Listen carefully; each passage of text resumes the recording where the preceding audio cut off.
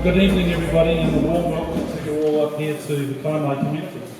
My name is Gary Benner. I'm the Vice Chair of the Kaimai Manawa Rural Ratepayers Association of Forum, as you can see by the sign that we've made. We're hosting the event this evening, and with me tonight is our Chair, Nicola James, and also Wayne Lowry, who's acting as our Question Meister. He'll be in charge of the questioning or inquisition, whatever you like to call it. So thank you so much for taking your time to join us. Your presence here shows how much you actually care about the future of our community, and it's heartening to see the engagement. It'd be nicer if all the seats were full, but we have what we have. Tonight we gathered to introduce to you the councillors the candidates for the Regional Council, the mayoral candidates and local ward candidates for the District Council. This meeting is not a debate about the rights and wrongs of specific issues. It's a valuable opportunity for you, the Kaimai community, to learn where each candidate stands on the issues that matter to most of us. It's a chance to get to know a little about their backgrounds, their qualifications, and importantly, their ability to connect with us and serve the public, because that's the heart of the role of councillors. I'd like to extend a heartfelt thanks to all the candidates who have come tonight.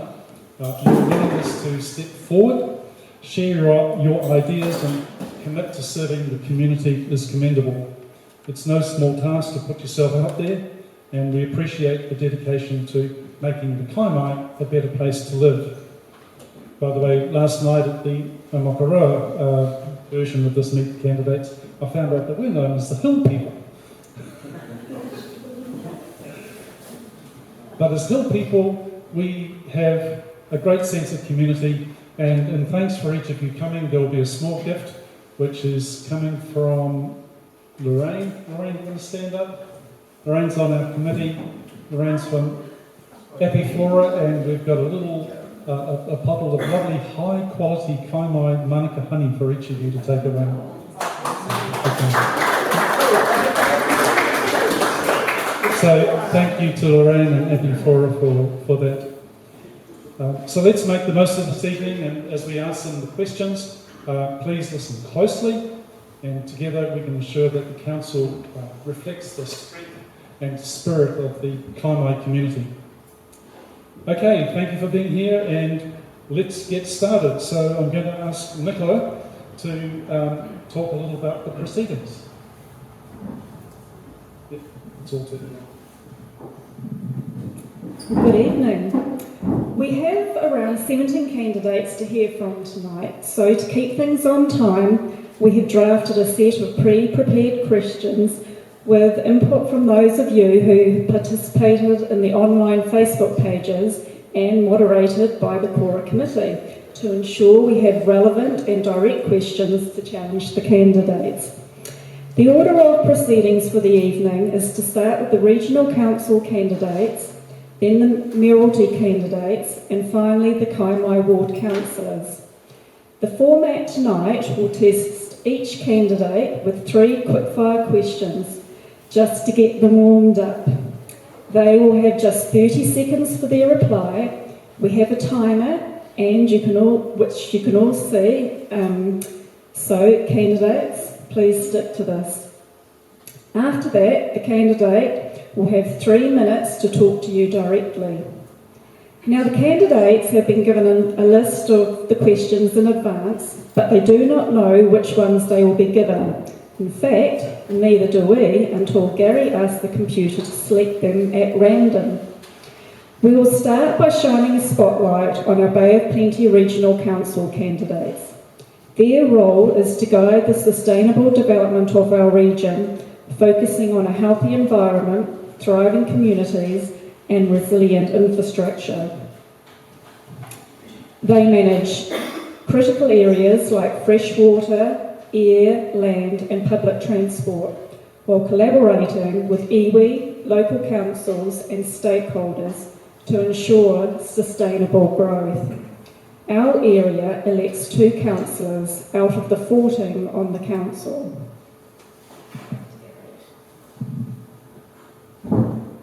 Thank you, Nicola. So I'd like to introduce Wayne Lowry, our Question Meister, to begin the process. Thank you very much, Gary. Just before we move on, I'd just like to say what a wonderful job that Nicola and Gary have done in putting this on together. It's a huge thing, and a round of applause, please.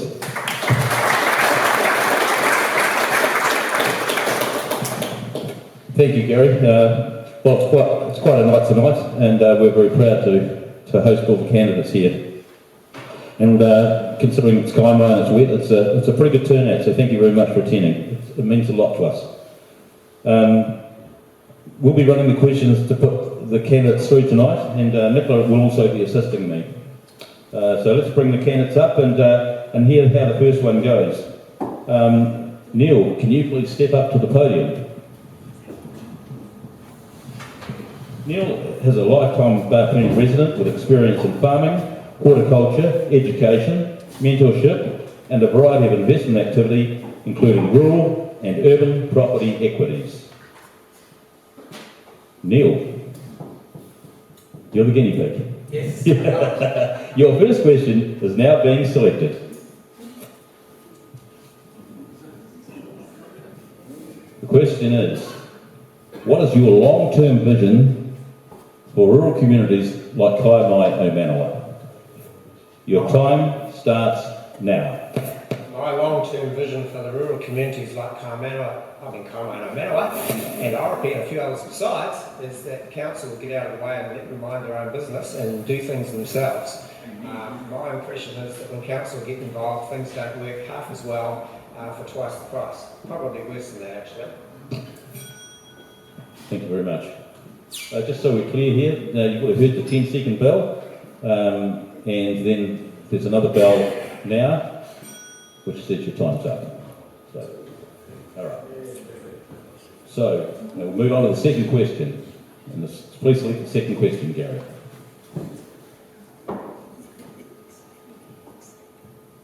In your opinion, what are the 3 most important metrics the council should use to measure success?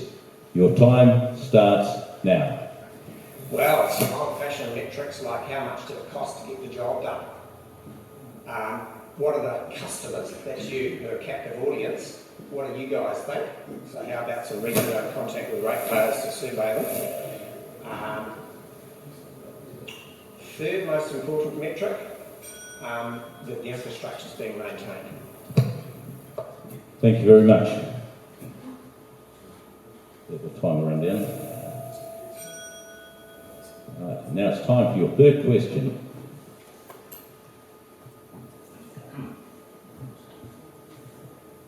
What 3 values do you feel are important to be a valuable councillor?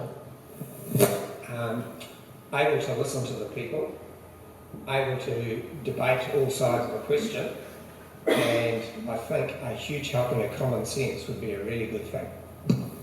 Common sense isn't actually that common, it would seem. Thank you very much. You just let the time run down. Right. Okay. And Neil, your 3 minutes starts now. Okay. So I am a lifetime Bay resident from a farming family. Spent my entire life living and working on the land, from Te Puna in the west, Etchcombe in the east, Te Puke, Makatu and Oropi, where I currently reside. And actually we did have a place at O'Manawa here at O'Manawa Road at one point. So my experience encompasses farming, horticulture and education, etc., as was read out earlier. I have been self-employed almost my entire life in primary production and wider investment activity. I believe that experience means that I do have a sound understanding of the stewardship of our environment, and as a practical farmer I have significant experience in land management. If I was elected, my major focus would be as follows: a back to basics focus on core services implemented with a common sense, value orientated approach. Financial discipline and ensuring our ratepayers are receiving value for money. ensure the BOP Regional Council works constructively with landowners and not in an adversarial manner. And 4, I don't support co-governance initiatives as I believe they're anti-democratic and they create an additional layer of cost and delay. I believe councils in New Zealand generally have strayed in areas well beyond their brief without sufficient consultation or transparency with their ratepayers. In terms of what I think you guys want, but of course we're going to listen to you, but what I think is that many of you would prefer small, efficient local government. I mean, there's no such thing as efficient government, that's not wrong, but the idea is there. And which confines its activities to those clearly mandated by the ratepayers. Clearly mandated by the ratepayers. I've been on numerous committees and boards over the years of both a commercial and community nature, some of those in the capacity of chairman, and so I believe I am well placed to make a meaningful contribution on your behalf at the Regional Council. How's my time? Oh, I can talk a few figures with you. So you might be aware that BOPRC Regional Council total expense budget's around 200 million, and of course you've got Western Bay as well, because you've got 2 councils ruling you. And so you add on there 150 million, so there's $250 million that you've got to fund every year. Across those 2 organisations, personnel costs exceed 90 million for an approximate 1,000 staff. Now this strikes me as an awful lot of bureaucracy to manage a handful of people, if you don't mind me saying. Because this is not counting central government, who's got another 60,000 bureaucrats also supervising. So to my mind, those numbers are all excessive in relation to the population. A lot of you are farmers, you make provision for all your own household and company services, which really only leaves roading and rubbish collection as the only significant tangible benefit you can actually see for your rates. So to me, it's a pretty poor cost-benefit equation. That's me. Thank you.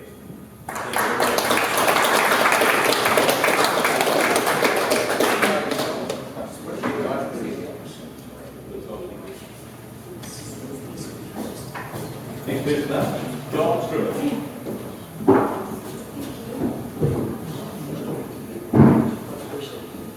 John is a committed family man, married to Margaret with 3 children and 7 grandchildren. He has a lifetime of farming and orchard experience. John, select the first question to you.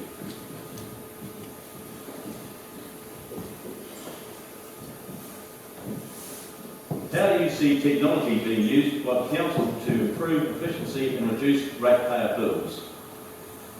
I don't know why you had to ask me that question. I'm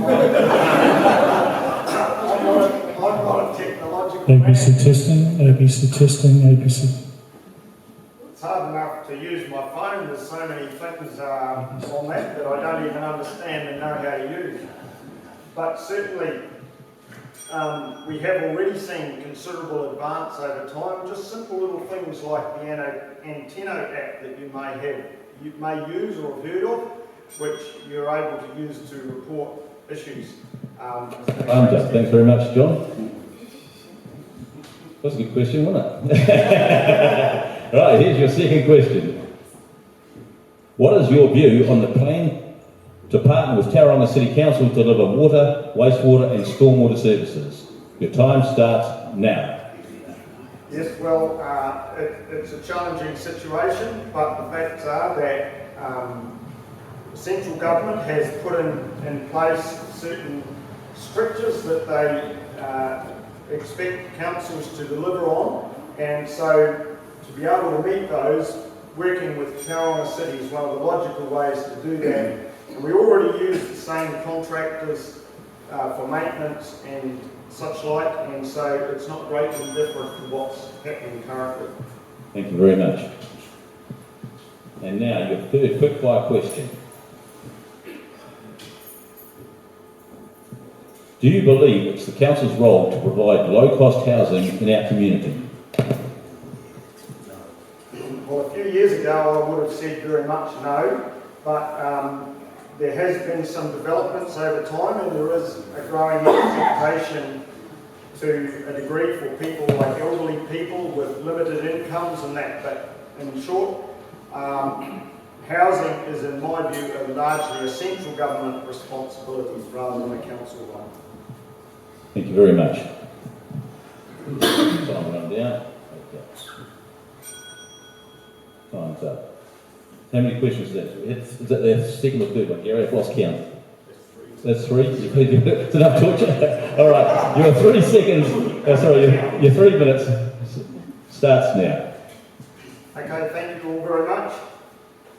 You've heard a little bit about me in Wayne's introduction, so I won't go over that again. But why do I think it's appropriate for me to be standing for regional council? Well, I've had quite a bit of life experience serving in community groups and the like, principally I guess things like school boards to begin with.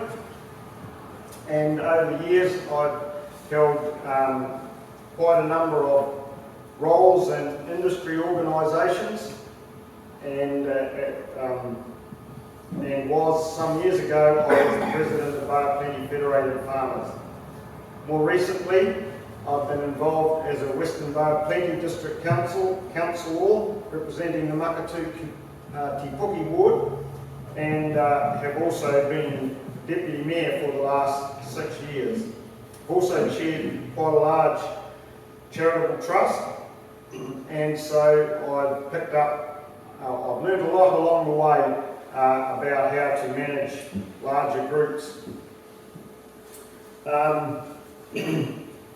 As far as regional council is concerned, I think we have to look forward and see that change is coming. Central government has signalled desire, or very definite, more than a desire, to reform the RMA, and that will no doubt change council's responsibilities to some degree.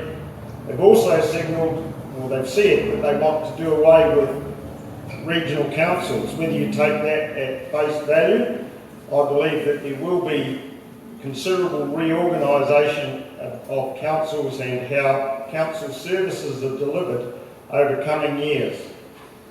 The local water done well reforms that we've talked about will be a template almost for how councils can work together, and assuming that that plays out successfully, there will be an opportunity then to show how larger groups can work together to deliver services more efficiently and more cost effectively. I also think council needs to keep a tight rein on rate charges and increases, and in particular acknowledge the investments that regional council holds, particularly in the Port of Tauranga, and we need to strive to preserve and maintain those assets. You can only sell something once, and so don't give them up easily. I take that was my final bell. So Thank you very much, John. I appreciate that. A round of applause, please, for John.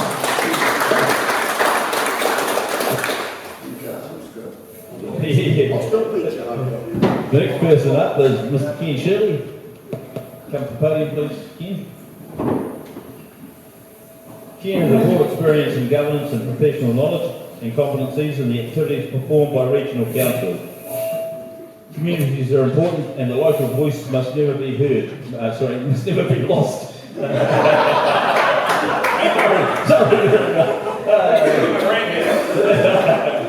me read that again. Communities are important, and the local voice must never be lost. Thank you very much, Ken. Right. So, Ken, your first question. Right. How will you ensure fair land use zoning and prevent unwanted industrial or high-density development in rural areas? Timer starts now. Spatial planning is critical, and councils have responsibility for zoning. In this case, it's not a regional council role, that would be a district council. But it's important to get it right. To impose unwanted industrial estates in rural areas, we have a good example in Te Puna, upsets communities. So there's a real responsibility, particularly in a rapidly growing area like we are here in Western Bay. It's very important to get the correct positioning and zoning for all land uses so to avoid or minimise conflict. Thank you very much. Candidates, if you could please keep the chatter down. Everybody's got to have a fair chance at making their piece, so please, if you can keep the chatter down, thank you. Your next question starts now. Sorry. Oh yeah, well, sorry. What will you do to ensure fair representation and funding for rural ratepayers in council decisions? Your timer starts now. Or particularly with the functions of the regional councils, it's important to have an affinity for the rural productive sector. We run stock bank schemes and land drainage schemes, which allows production.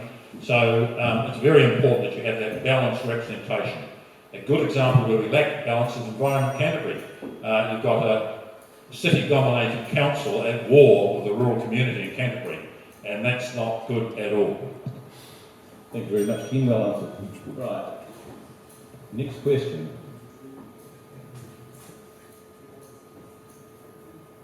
In your opinion, what are the top 3 activities for council to provide?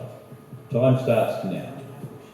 The regional councils, the core function is looking after the environment. That's the water resource, clean air, and clean coastal waters as well. So that's a prime function. A second one is clearly the flood protection schemes that protect communities from flooding, and also land drainage schemes that goes with that. But you've also got public transport. Now, I could talk all night about that. There's serious problems with public transport, but it is a function that's been given to regional councils. Your time starts now, Ken. Well, good evening. My name's Ken Shirley. I'm one of the 2 sitting regional councillors on the Western Bay Regional Council representing the Western Bay. The other one is Jane Neves, who served 18 years, but she is retiring at this election, so there are 2 vacancies and 4 candidates. So I'm putting my hand up for re-election. I thoroughly enjoy the work on the Regional Council, and there's some big challenges ahead of us. I have a background in resource management, natural resources. My first 10 years were working in water and soil conservation as a scientist, and that relates very closely to the work that regional councils do. I've had a lot of experience in governance and public policy, a Member of Parliament over a 21-year period, 5 terms, Minister of the Crown with portfolios in agriculture, forestry, fishing and health.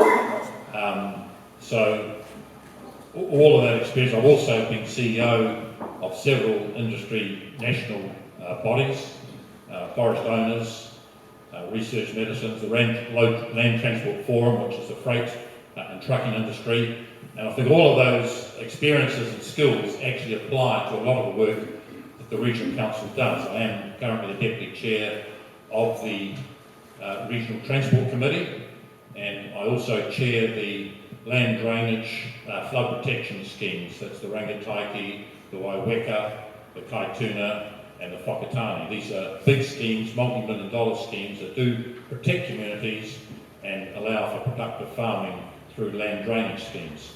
My wife and I, Jenny, we live in Aotearoa.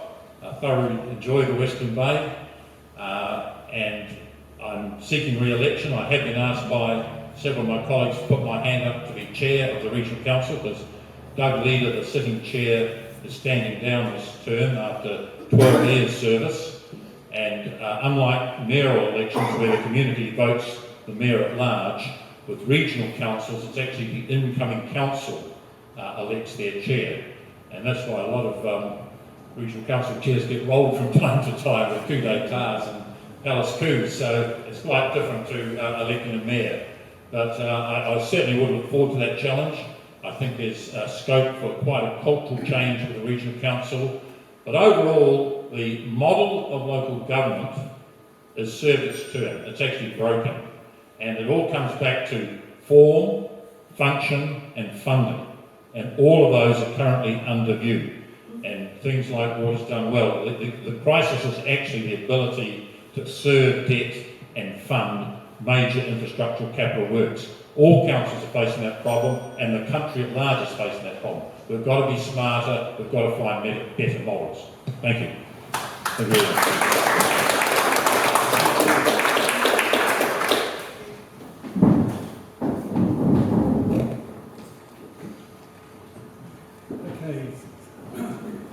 have one candidate, Cathi Barker, who was unable to make it here tonight, and she sent her apologies, but she did ask to read us. So, did ask for us to read out a statement in her absence. So, Nicola, can you please take that? Yep, you just.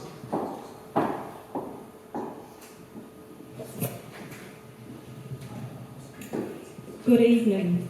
Firstly, my sincere apologies that I cannot make it this evening.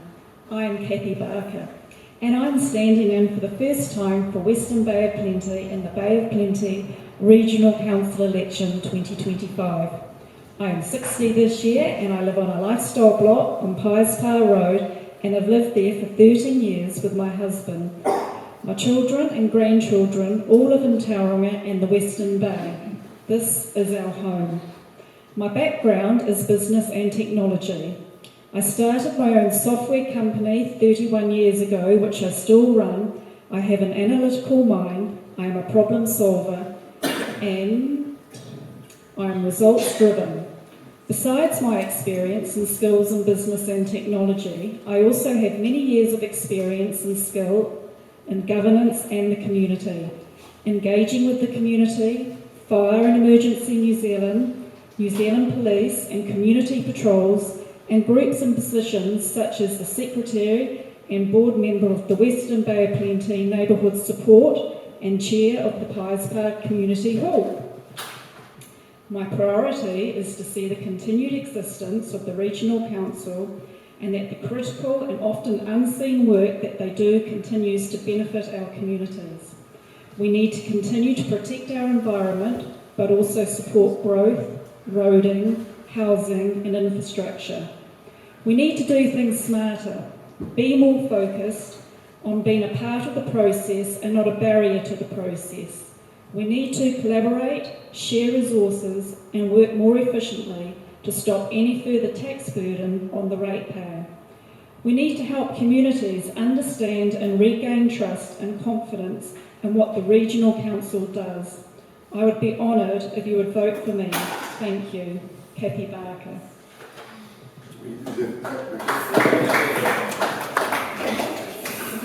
So thank you to all the regional councillors. Remember we only voted 2 of them, is that correct from here? Right, good. So please make a wise choice. Lorraine, do you want to give the regional councillors the gift now? Oh, you have? Oh, already done. After each one. Right, okay, such efficiency. Right, so we now move on to the mayoral candidates for the Western Bay of Plenty District Council. As mayoral candidates, it's vital to understand the role of the mayor, which is both a leadership position and a civic responsibility within the council. As mayor, you will chair the council, facilitate decision making and represent your community's interest, while fostering unity and setting a strategic vision.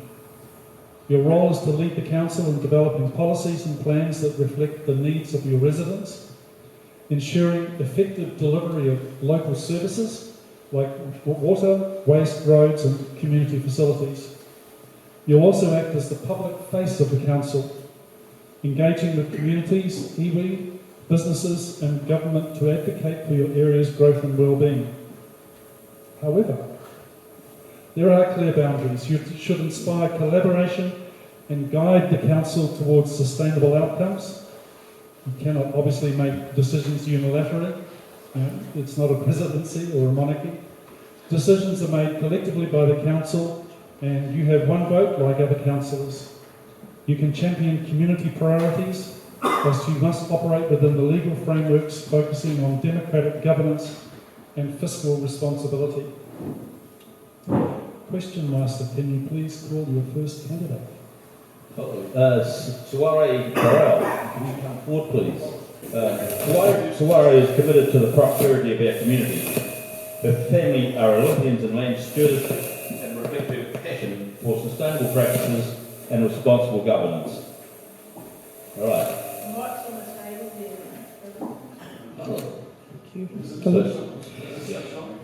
Yep, that's good. Right, so Suaree, Yes. your first question. Oh yeah, that's right, sorry. Right, we're going to get I'm through just- quick yeah. fires here. Residents feel that the council doesn't always hear the rural point of view. How would you address this? Your timer starts now. We would work with the community boards and connect with the community hall. So the establishment of those things are really good mechanisms for feeding into how we fold their views into the decisions that we make. Rural points of views, there's tensions within the Western Bay because whilst Omokoro is an intense development, you've got other more rural crowds like Te Puna and Whakamarama. I hail from Whakamarama. Thank you very much.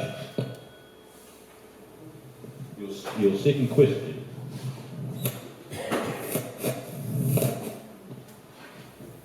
Your timer. Oh, sorry. Define your role on council if elected. This particular council needs an update and an overhaul on their culture, so the integrity and the competence of the council.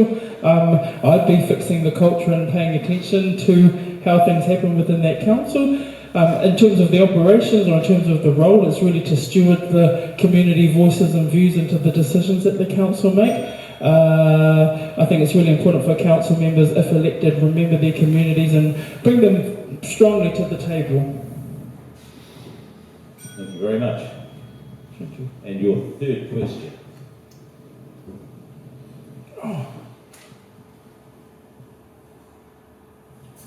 How do you plan to balance rural and urban priorities?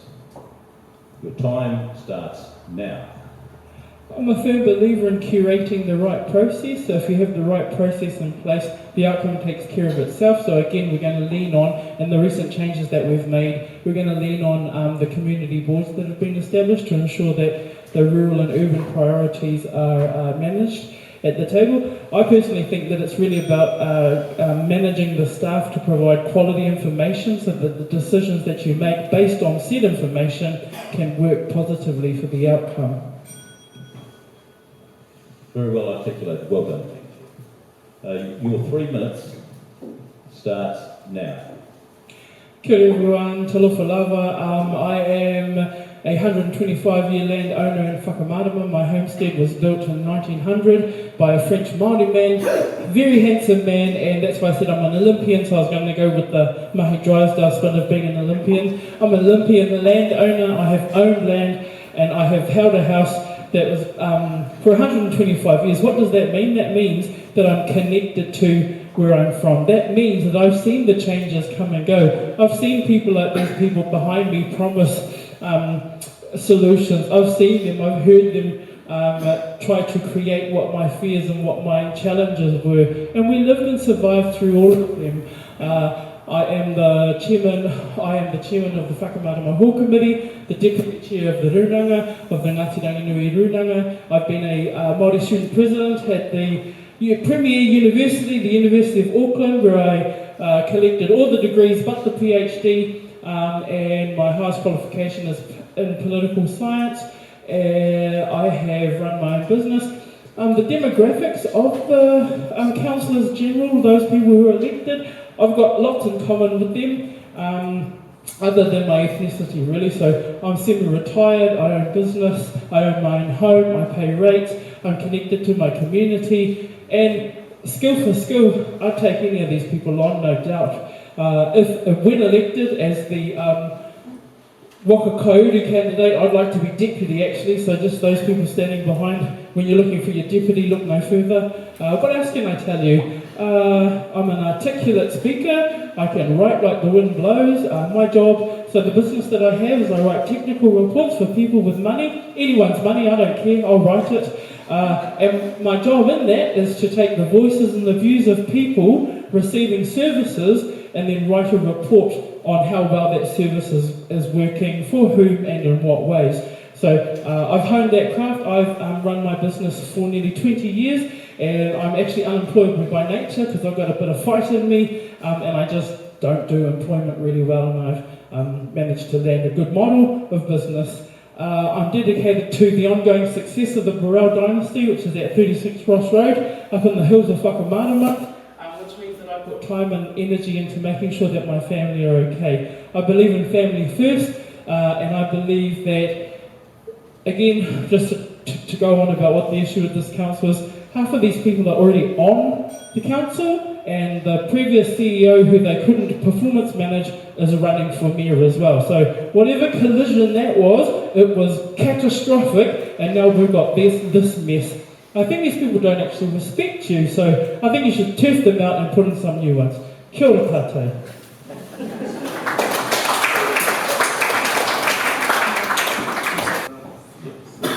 Right.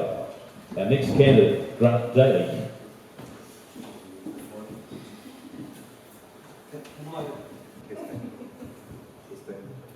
Are you with me? Yep. Okay. Right, so Grant and wife Rhonda's daughter, 6-year-old grandson, live with them in the Te Puke lifestyle property. And Grant's an engineer with common sense, practicality, and a can-do attitude. Righto.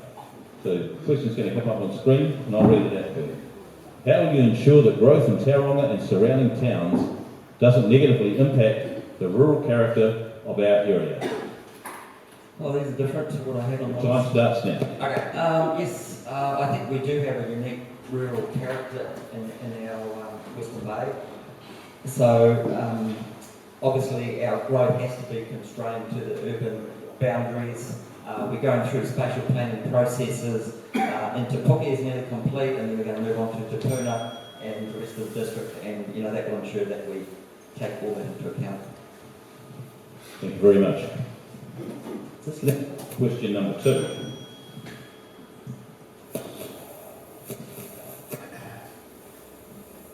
What 3 values do you feel are important to be a valuable councillor? Your time starts now. I think honesty, open and transparency, being relatable, listening to the people, good communication skills. I know that's more than 3, but I've still got 18 seconds.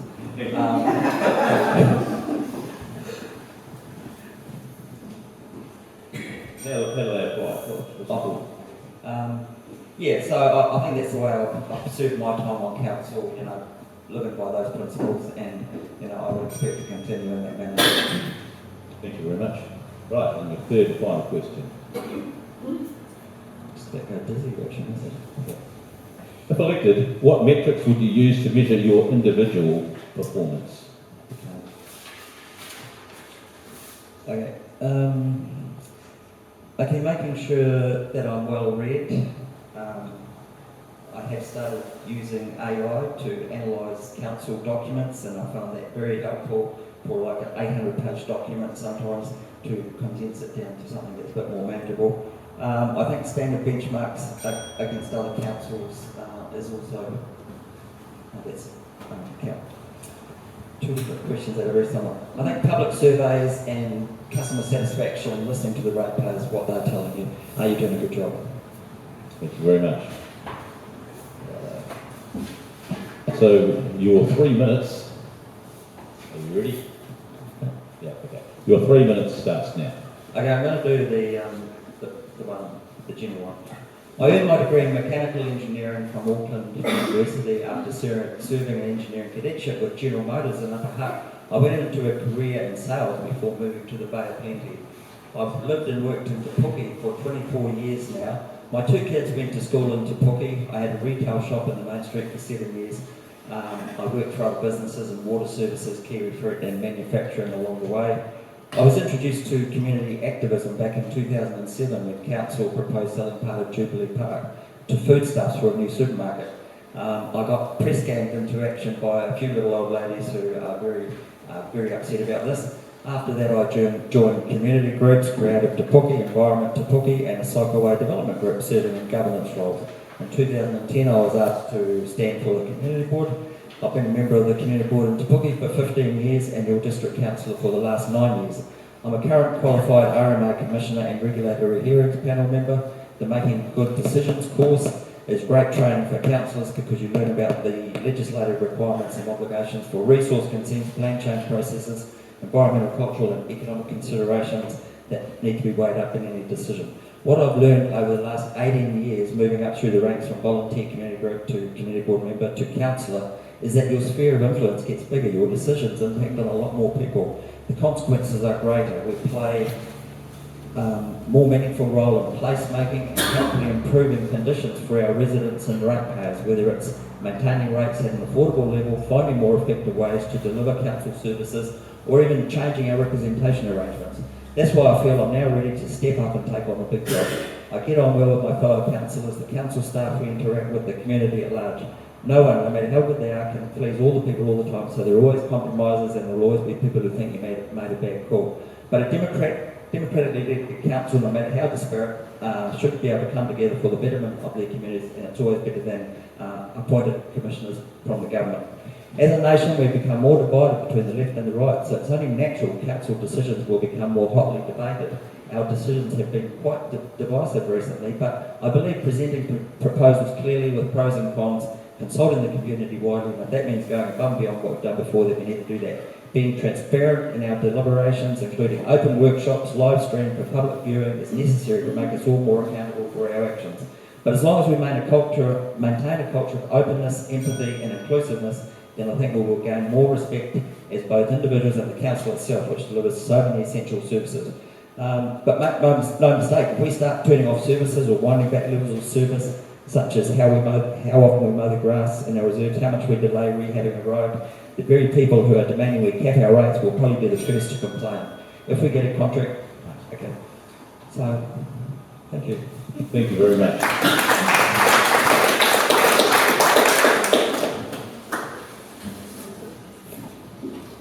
The next person up, James Jr. James has a background in science and corporate finance in London, and he worked as part of a successful bid team for the London Olympics, where he formed the UK $2.5 billion operating budget.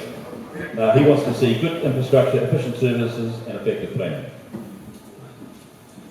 Right, your first question. Okay.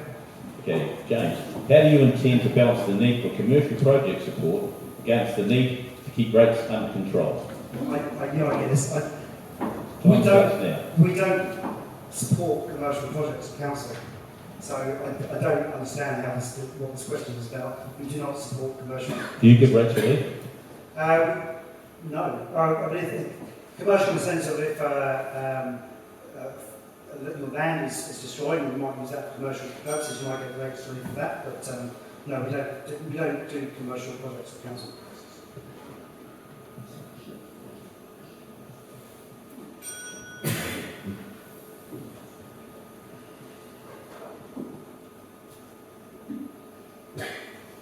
What is your position on rates relief or support for rural landowners, especially during economic downturns and natural disasters? Your time starts now. Yeah, so we do have rates relief policies for natural disasters when land becomes unusable. It's a reasonably high bar because obviously farmers suffer various downturns, some level of drought and adverse conditions anyway. But we are sympathetic and we do provide relief where it's appropriate. Very much. Spin the wheel.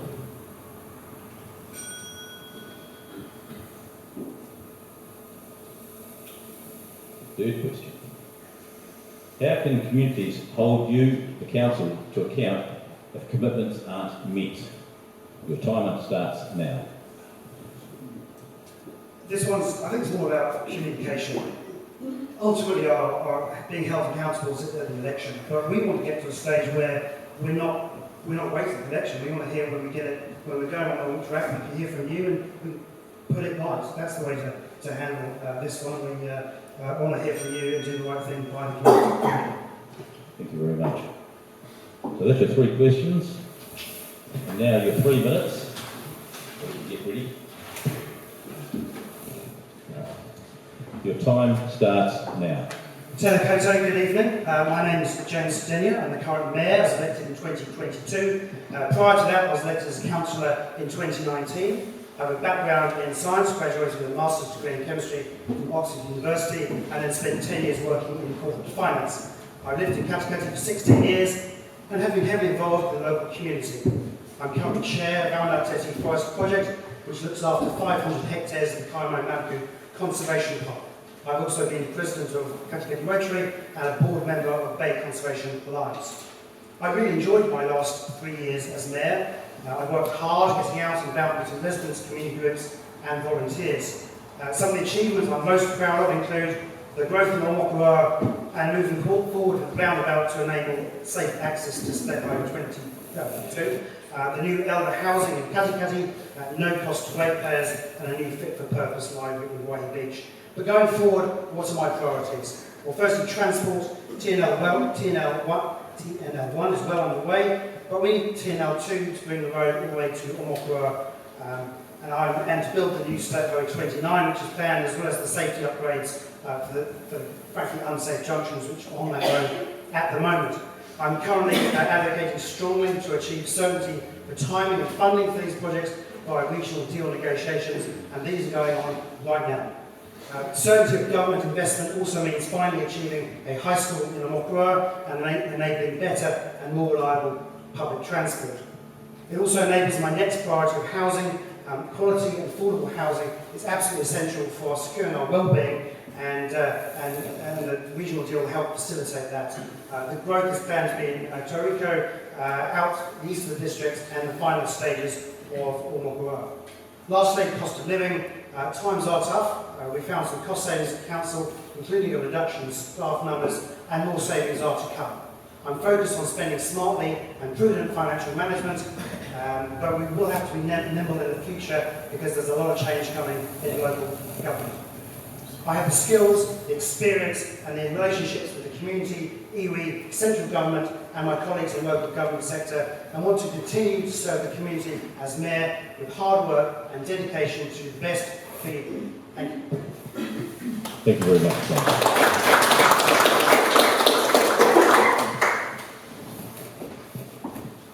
Right, next person up is John Holyoake. And having worked across commercial and social sectors, he has over 20 years of executive leadership experience. John is also a seasoned director of several commercial and community-focused boards. Righto, John.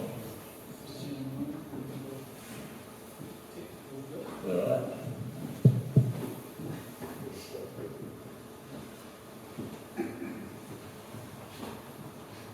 Good evening, everyone. There we go, we're on. Right. In your opinion, what are the three most important metrics the council should use to measure success? The time starts now. Okay. Cost, value, so benefit through good, efficient spending, customer satisfaction and delivery against the agreement. All right, thank you very much. We'll the time run down. Still 15 seconds, want to add anything more?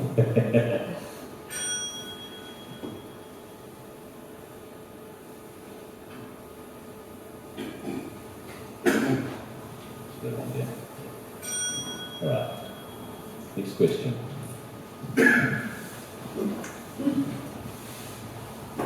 How would you change the council to make it less dependent on expensive consultant advice?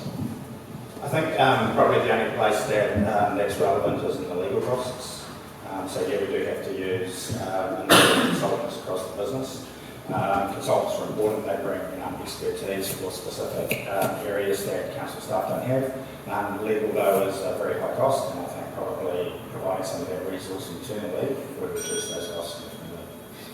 Thank you very much. And your last quick fire question.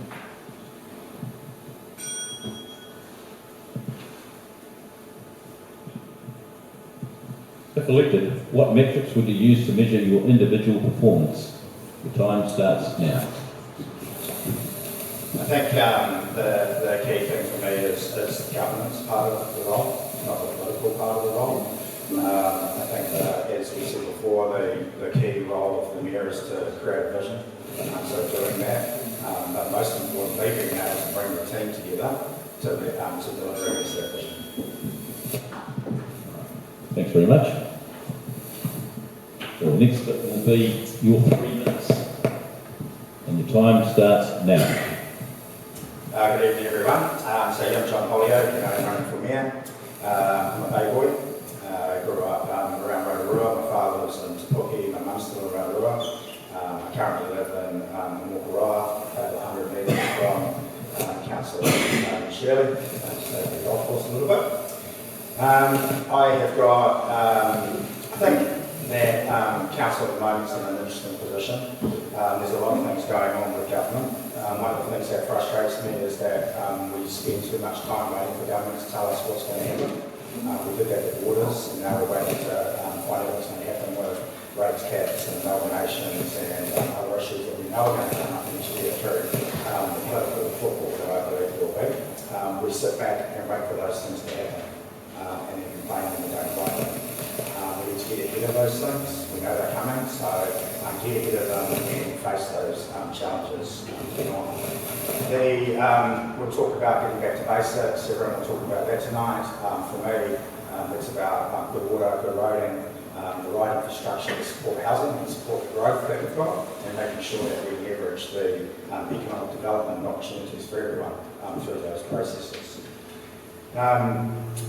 Those things are going to be incredibly challenging. We won't be able to achieve those things and get ahead of them if we rely on politics. I've got, as you just heard, I've got over 25 years senior experience. I've worked in government for 25 years. I've delivered thousands and thousands and thousands. I've managed big land developments. I've done $100 million deals working in Tamaki Regeneration Company in Auckland and Housing New Zealand for a long time. I worked for corrections. I built a private prison which was funded by the private sector with no cost to ratepayers. I know how to find alternative funding sources that will lessen the impact on you, the ratepayer. I 100% appreciate the fact that people are hurting at the moment. The cost of living is incredibly high and that we do have to reduce cost. I truly believe that there isn't a lot of that in council. There aren't actually a lot of people sitting around doing nothing. If we're going to reduce the cost, we have to reduce the services. We have to agree the priorities we do and then make sure that those are delivered. It's the only way that we can succeed together. I believe in successful partnership. Have great relationships with central government. I work with on a number of projects. When I worked in Auckland, the organisation was owned in partnership by Council and Crown, and I know how to leverage those. Thank you. Thank you very much, John.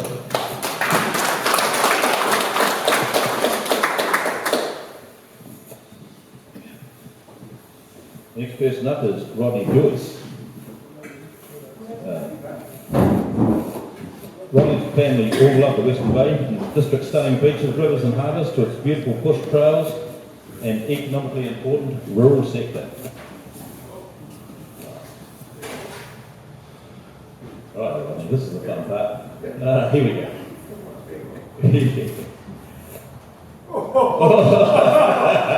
There we go. The one question everybody loves.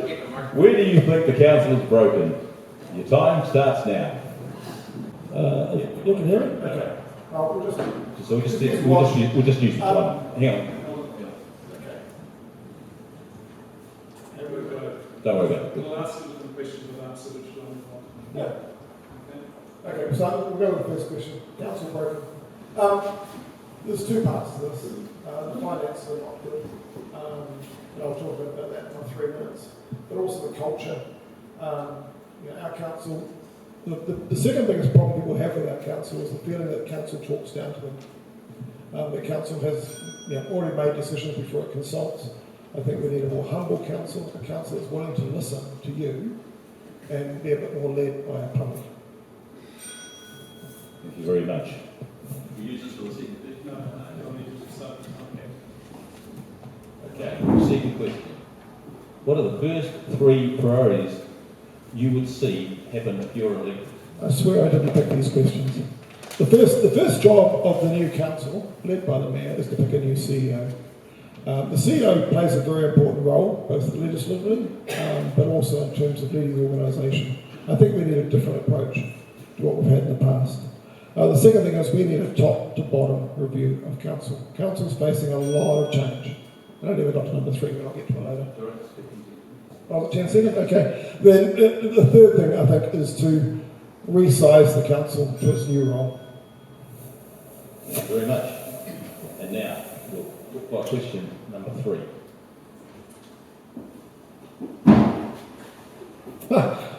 Well, hang on, I'll read it. How do you intend to balance the need for commercial project support against the need to keep rates under control? so I'll take a slightly different approach to Time that. starts now. Okay.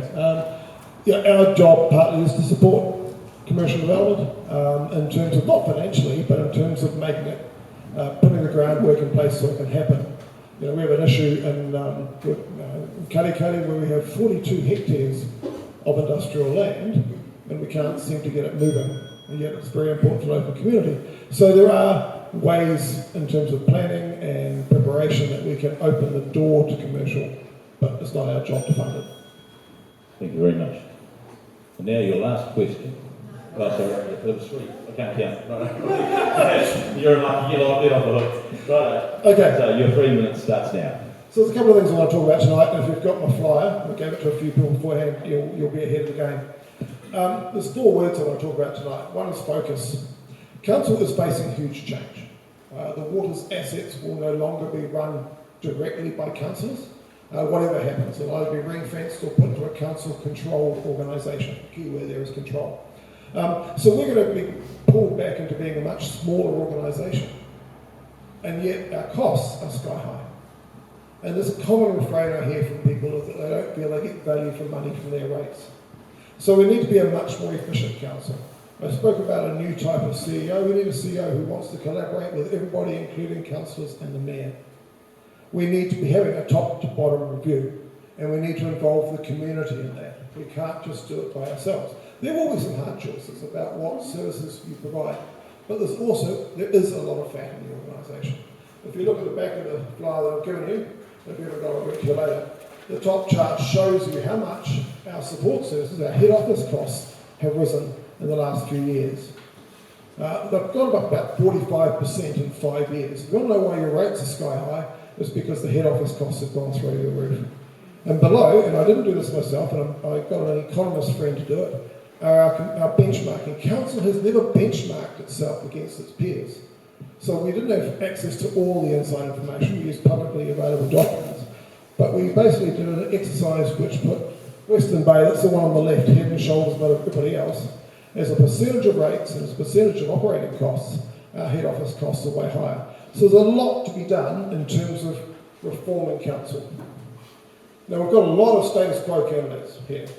You know, we've got the current mayor, we've got the recent CEO, and 3 other councillors who between them have half a century of experience in the Western Bay Council. If you like how things are going, don't pick me, because I'm there for change. But it's also about being open. It's also about being transparent. Now, the second biggest complaint I hear about council is that we don't listen. Well, we need to start listening. We need a more humble council, as I say. We need a council that actually wants to work with you on your priorities and not always tell you what we're going to do and ask you to react to that. And that will be a complete change of approach from what we've got now. So, you know, I'm a businessman. I've been a financial journalist. I learned to read the accounts that way. I'm the idiot on council who goes through all the spreadsheets looking for savings. You know, things like one project was to build a 3 million expansion on the Mokara Wharf for a ferry service the regional council had already cancelled. Another one was, you know, they were delaying opening a swimming pool for several years, but they left the operating budget in there while the pool wasn't even going to be open. So we need someone to go through the detail and chase the savings for you while making sure you're involved in the conversation about what you want us to do. Thank you very much. Next candidate, Margaret Murray-Benge. Margaret's intention is to make every dollar count. So to Margaret, public service means serving the public by hearing and understanding their needs. So Margaret, it's torture time for you. Here's the first of your 3 questions. Define your role on council if elected. My role, if I'm elected, especially as mayor, is to work with you, the community, and to put people first and not the bureaucracy. We need definite change, and so that's the number 1 issue as I see. and I've worked with you, the community, and always go and see what the problem is, work with you. Thank you very much. Question number 2. I didn't really answer that 2. question. In your opinion, what are the top 3 activities for council to provide? Right. The top one for this community is, of course, roading. And we've got the NZTA is responsible for the roading through our district. And at the same time, the intersections up on Old Kaimai Road still haven't been, and Poripori, and the other intersections still haven't been resolved. There's work to be done there, and maintenance of our rural roads is vital, and making sure that we have the roads that we need. Thank you very much. Now, your third question. What will you do to ensure fair representation and funding for rural ratepayers in council decisions? When I first stood for council up here, my view was that the rural people were being walked over, and looked over, walked over, and we needed to change how we approached and how we did our work with the community. So it is really vital that you have a council that you can trust, that you can work with, and that you know that the bottom dollar is really important and that you're not charging for what you don't need. Thank you very much. Now it's time for your 3 minutes. Time starts now. One of the greatest privileges that I've had in local government that nobody can take away from me is my ability to work with the community. And that's been the greatest privilege of all. I've got to know people I would never know otherwise. They share with me the issues that they've got and then expect me to work with them and solve the problem at council. I want to be a mayor who actually has an open door that you know that you are free to come into at any time, and that your issue you will work with the council and the mayor and make sure that we resolve it. And that's the number one thing. I want to see that people are important and we take the most important thing and not the bureaucracy. And so I want to see a change manager appointed as soon as the new council is back in business, and that we actually work our way through, because we charge, the population has increased, but so too have the rates. They've doubled and they're programmed to double again. So it's not good enough just to say, well, we will watch their budgets. We have to streamline everything that we do and scrutinise. So a change manager has to be in place before we appoint the CCO, so that the recommendations that the councillors want are there right at the beginning, and not the bureaucracy in charge, which has been happening for far too long.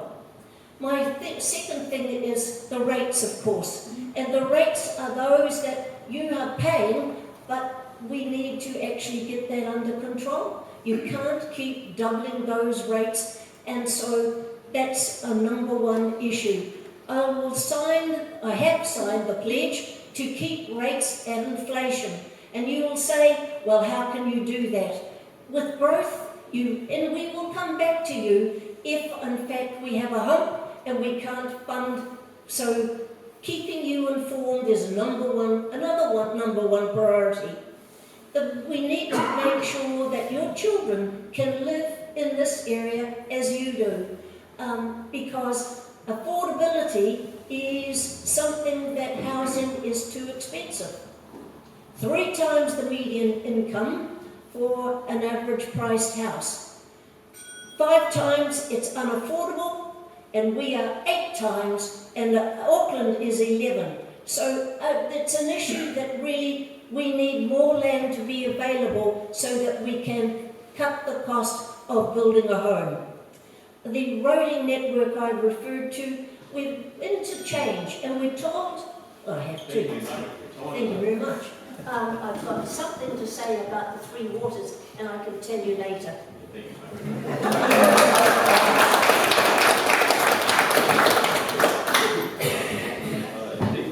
Don Thwaites. Now, Don's been married to Caroline for 39 years. He has 3 children and nearly 4 grandchildren. He's hard-working, reliable, dependable, and Don is ready to work for you. Yeah. Sounds like a pretty good guy. What 3 values do you feel are important to be a valued councillor? Time starts now. Well, I'll expand it out a little bit to be a valuable mayor as well.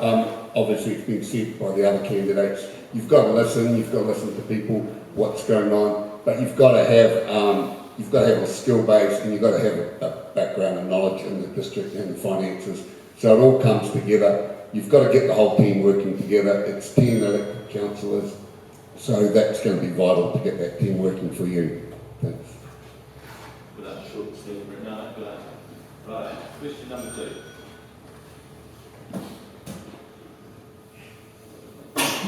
What do you think needs to happen to improve communications and transparency between the council and ratepayers? Well, talk about transparency these days. They live stream all our council, well, the bulk of our council meetings. We do have workshop periods that aren't live streamed. There's transparency up the wazoo, and sometimes it just about trips you up.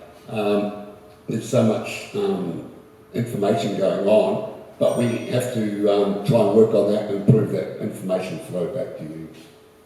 Thank you very much. And now, question number 3.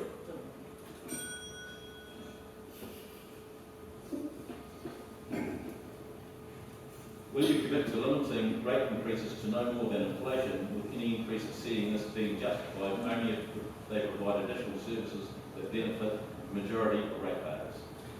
To be totally honest, the Three Waters isn't going to happen overnight. It is going to take a 3 or 4. Now, it's interesting I'm up here talking to you people because you don't get council water, you don't have council wastewater, but the bulk, the 3/4 of our population that do, it's going to be so hard to get through, and that's just an honest fact. Government is forcing us to account for depreciation now, so it won't happen overnight. It's going to be a real struggle. Some cuts are going to have to be made to accommodate that, but it's certainly going to hit the urban side a lot harder than you people up here. Thank you very much. Question 3. Right. Oh, that's 3 minutes. 3 minutes. Time starts now. G'day, Wayne's giving you a good introduction to start with. We call you guys to help people up here, but man, talk about high tech. This is next level. You guys have gone to the highest, so well done, team. This is outstanding. Like you said, I've lived in Te Puna for 53 years, finished my primary schooling there after growing up in the Waikato. Went on to Otamoto College and then achieved a degree in accounting and finance at Massey University. Came back home and largely worked in the kiwi fruit industry for the last 42 years. I was director for 15 years for the companies that now make up Eastpac, the companies that amalgamated during the path, being Cathi Barker, which I was deputy chair, and then on to Satara and ultimately Eastpac, which I'm a shareholder now. I do have 3 children, like you said. 2 of them are dairy farming in the Waikato. Jeff and Kelsey milk 600 cows at Mayoralty, and Liam and Lana milk 350 cows at Oklahoma. They're busy. Today I did go through your road in the appalling rain and fog at the top there, pick up my youngest daughter. She flew back from Sydney. She's a manufacturing jeweller in Sydney, so she leads a great life. I, like you, live on the edge of a horrible state highway with an appalling record. State Highway 2 and State Highway 29 are just appalling safety records over the years, so we need to do a lot. I did share last night at Omokara the appalling fatality rate, but one story I didn't tell was a night a bit like this where I got a knock on the door. It was a policeman. And he said, Don, I need your help. And I said, oh yeah, what's happened? And he says, oh, we've got a dead horse in the middle of the road, going through the current. And I said, what?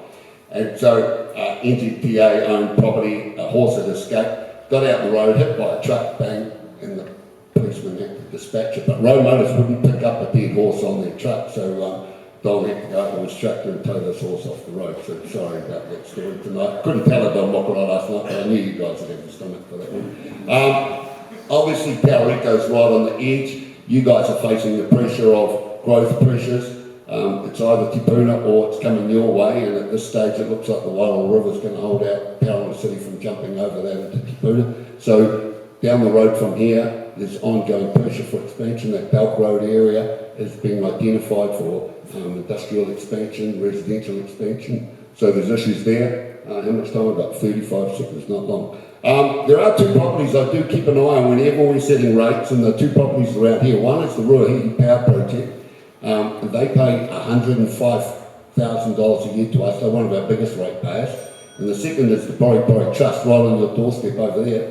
What is that? 1,300 hectares of property, and they pay $53,000. No waters are in that, so all the urban people who talk about rates are going to charge, and the CCO are going to charge.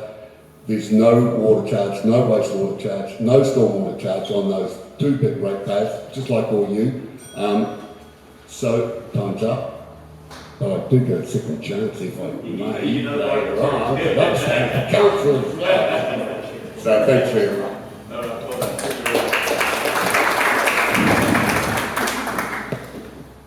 So thank you to all the mayoral candidates. Remember, you can only choose one of them, so please make an extra wise choice. So we're going to move on to the feature segment of tonight's proceedings.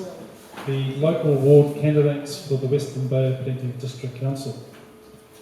These councillors represent our diverse ward, spanning rural landscapes and growing urban communities. Their role is to make decisions on essential services like roading, water, reserves, planning, while balancing growth, environmental protection and community needs. They work, or should I say should do, to keep rates affordable, advocate for safer roads like State Highway 29, and ensure our voices shape the district's future. Question Meister. First up, Cowley. Drew brings exceptional commercial acumen. He's passionate about developing strategies that not only align business objectives, but hold community as the core reference point for all processes. Somehow I thought I knew I'd be first. Right, let's go. If you had to reduce the council operational budget by 10%, what three things would you cut? Your timer starts now. Well, unfortunately, I'm not on council at the moment, and I'm running for council. But I mean, in my role, one of my roles has been looking at processes and optimising them. So I mean, we've heard a lot of talk about a fit-for-purpose office and administration. That would be one of the first things I would look at. I would also look at trying to bring us back to core competencies of what a council needs to deliver. But on top of all that, first of all, you have to actually talk to our communities about what they're prepared to accept. Thank you very much for that. Right. Second question. Residents feel that the council doesn't always hear the rural point of view. How would you address this? Time starts now. To be perfectly honest, I'd like to know the answer to that myself, because I'm in a rural community and I find the council doesn't listen. So I think the way in which to do that is I think many of our councillors have become too comfortable and they need to actually get out there, they need to be involved in the community boards, be there and listen. And I think that's the most important thing, is we need to be available to our communities, and if that means a lot more nights like this, turning up to meetings just to hear you talk, not tell you stuff, listen to you. Most solutions come from communities themselves. Thank you very much. And your first question. What is your view on rural subdivision and housing intensification in Kaimai O'Malley? That's a really good question. It's a similar question that happens in Te Puna as well and Omakoroa. I mean, obviously the key point is to ensure that we've got our spatial plans worked out, and those spatial plans need to have community input. So we need you to speak up. I think there's going to be the need. But first of all, we need to do it properly. Thank you very much. 6 seconds, but I'll get a chance to have you 3 minutes. They weren't the questions that I was sent. Yeah, you did well. Right. Your timer starts now. Hi, yes, I'm Drew Cowley. I grew up here in the Bay of Plenty. Actually, funnily enough, I actually used to live in the Western Bay, and then halfway through growing up, I suddenly ended up in Tauranga City as the boundaries moved. I went to Green Park Primary School, I went to Taramara Intermediate and Ultimate Boys College. I went across to Waikato University to do my degree. I had a double major in applied mathematics and human geography with a supporting major in computer science. My goal was to be a town planner. I wanted to develop livable cities and livable communities.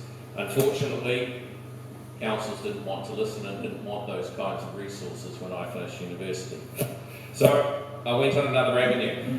I've had now over 20 years of experience in contract management, commercial management, supply chain and procurement with multinational companies both here and overseas. I've heard people talk about the budgets that they've had to manage. When I was working in the US, our budget was $1.6 billion a month. So I know what it means to look to save money. And I know what it means when you're using somebody else's money to do something that you need to account for every dollar. We always used to have a saying, if I'm investing $1, I want $1.10 back. Now with council, a lot of the things we do are not necessarily we're going to pay $1 and get money back, but there are a lot of intangibles which we've got to take into that calculation. If we're going to do something, it's got to benefit the community. We can't just continue to spend money willy-nilly. I have a proven track record of successfully managing diverse projects and adapting to various business models and environments. My passion lies in crafting strategies has been seen in solutions that not only align what the business needs, but also what the people need. My extensive involvement in community advocacy empowers me to genuinely listen to what people want so that I can articulate that to the powers that be and get the results that we need. I am dedicated to building proactive, productive relationships within the council, but more specifically within the communities that we are representing. The overall goal of anybody who's on council is to ensure that the Western Bay as a whole prospers. Not just one of these areas. We have many candidates saying, pick me because I represent this area. I want to be picked because I want to represent all areas, and I think every voice has the same value. Thank you.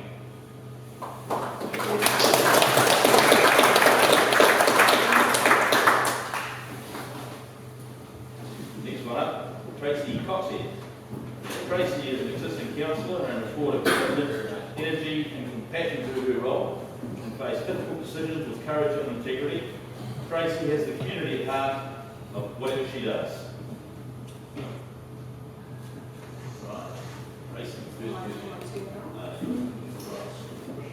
How will you ensure that the voices of rural communities like Kaimai and Manuka are heard at council level? Well, currently we've already got a very good working relationship with Cora, and Margaret obviously helped set up Cora, and I was very much involved with that as well. So, I mean, we obviously take that back to council and share that with council as well. But I do think perhaps we need to be here a little bit more, and not just some of us, all of us. I'm not sure we need to be here weekly or anything like that, but I think at least quarterly we should be rotating through here and hearing what you have to say. Thank you very much.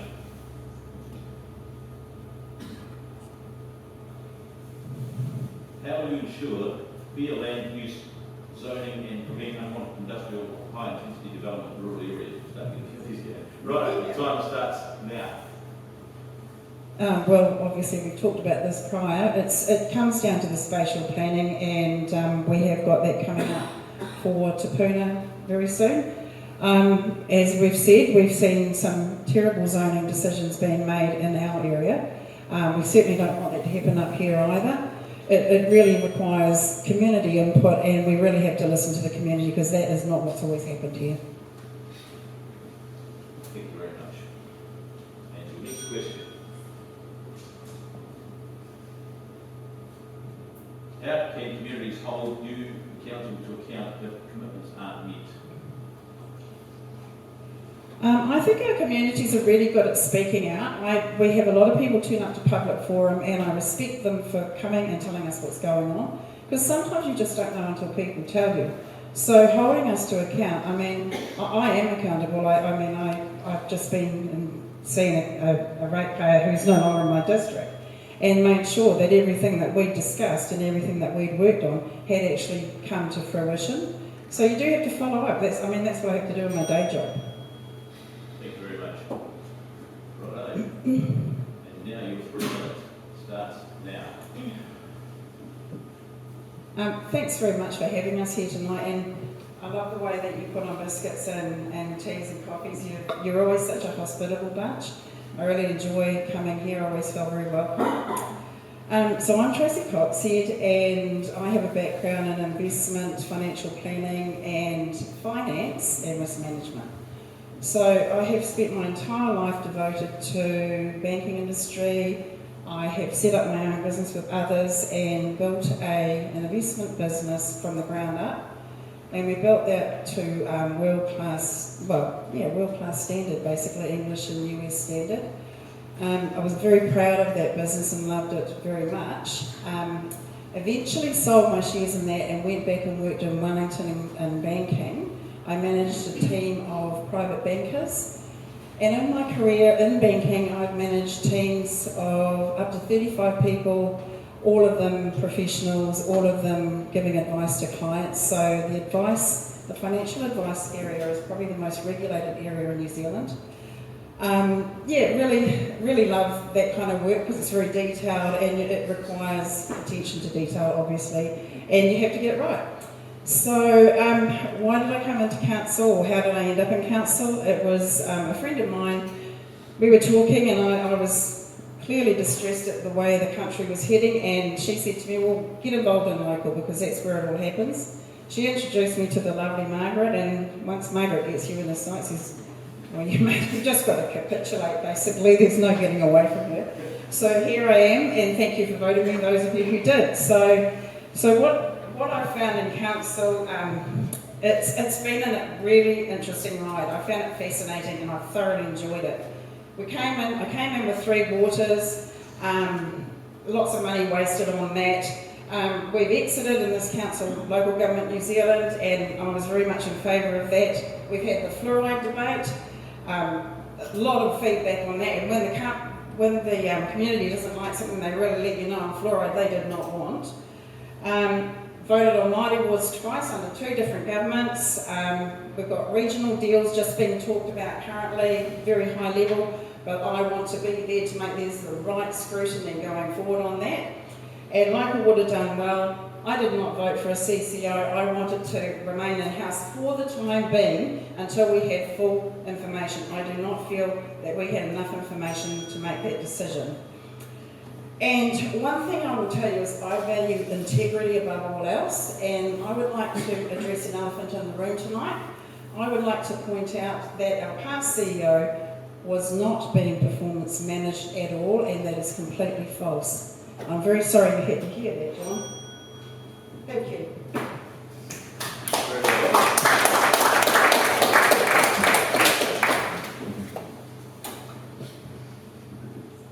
Next person up is Chris Diva.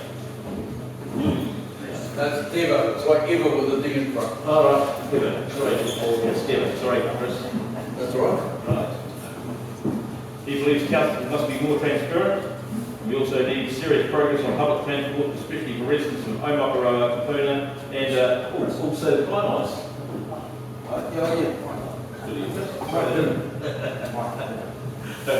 Right, let's go.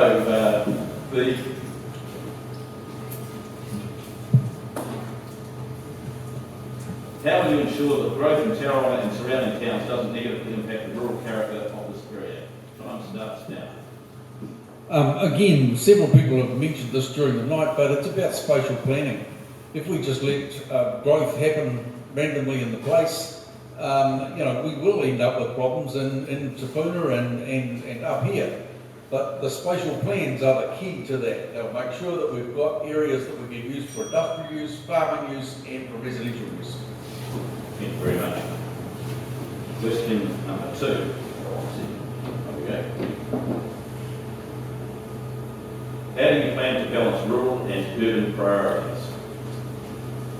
Starts now. This is an interesting one for me as the chairman of the Mokoro Community Board, and the new got a new community board up here. I see that as being really important pathway to get local community issues directly into council. The value of that, and it'll be a resourced and regular line of communication directly into council. Thank you very much. Third question. Do you believe the council's role to provide low-cost housing in our community? I'm not sure. I think we have to make an environment where low-cost housing can be in our community. That might mean making some provision by way of the developer fees that are charged, those sorts of things. But I don't think it's council's role to actually finance housing. I see that as a central government role. Thank you very much. In your 3 minutes. Get into it. Don't time it out. Thanks. Well, as you may know by now, I'm Chris Dever. I sort of come from a rural background. I was born in Wairau actually, but not our Wairau here. I was born in the Wairau between Napier and Gisborne. I've worked most of my life, so far in my life, I hasten to add, it's not over yet, in executive positions both in the public and private sector. I've moved to the Bay of Plenty 8 years ago with my wife, and I live in Mayoralty. Over the time that I've been here, I've really well established a community reputation for providing services in my community. I'm a married celebrant, a Justice of the Peace, I'm an active Rotarian, I'm an MC and coordinator for Anzac services, I've got good links in the community organisations, and I hasten to add that I've started building some relationships up this way. I've been to the Oropi and Pies Park market days, and I put my little sign up, and I've been there to talk to people and to start those sorts of communications in this area, and I intend to continue to do that. I'm also the chairman of the community board, and so I've got a real interest, even when I'm appointed a councillor, I would like to be the councillor that's on the community board that looks after this area, this whole Kaimai community board. Why am I standing? Look, except for Tracey Coxhead, the existing Kaimai ward councillors have all done at least 9 years. Some considerably longer than that. We've seen rates skyrocket, and we've seen a huge deficit. The community has a low, in my view, has a low trust in council and councillors, and I think it's time for some new blood and a change. What are the things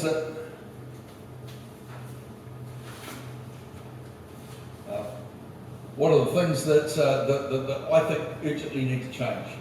The first thing, I believe that our community's lost trust with council and councillors. I don't know whether that's deserved or not, but I have a feeling that that's what's happened in our communities. I think we urgently need to re-establish the trust in those communities. I think we do that by councillors and community board members being available to the communities, be open, and do as little as possible business behind closed doors. We need to be humble. Thank you, Rodney Joyce. I think we improve communications. We need to build new community boards, and they're going to need to be educated. Aggressively manage rates. Focus on essentials. Focus on efficiency. Manage expectations, and ensure that we have good KPIs set and reported. Thank you.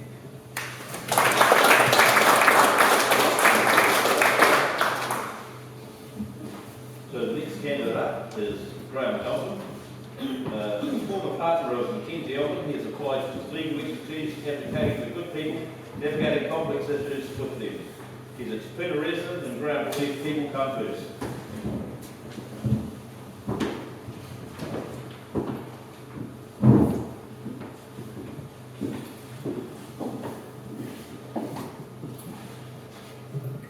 Hi everybody, how are you holding up?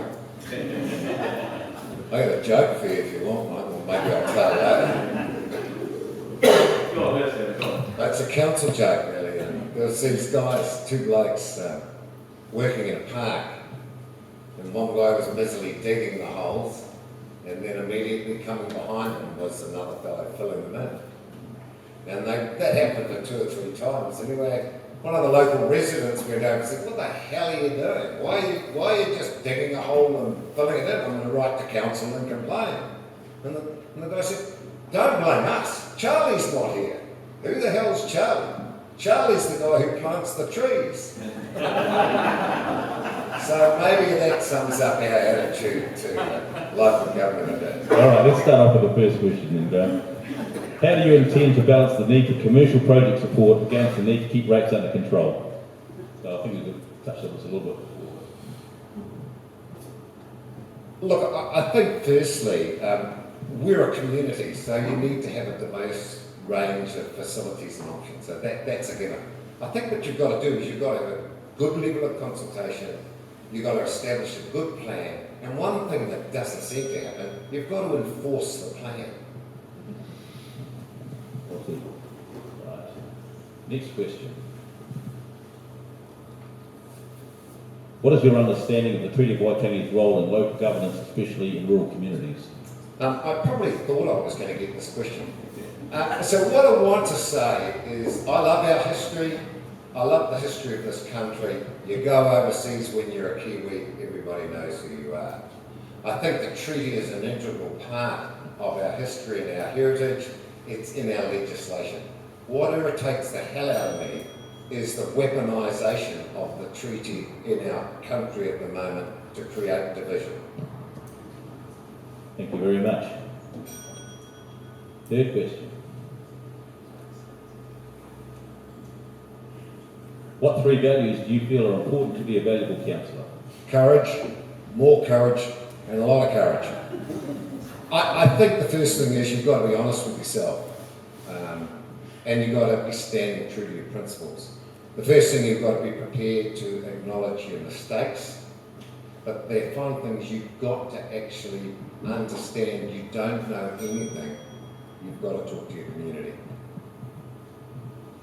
Thank you very much. And now your 3 minutes. Thanks very much, everybody. It has been, as it's been said before, it's a great venue and a great organisation.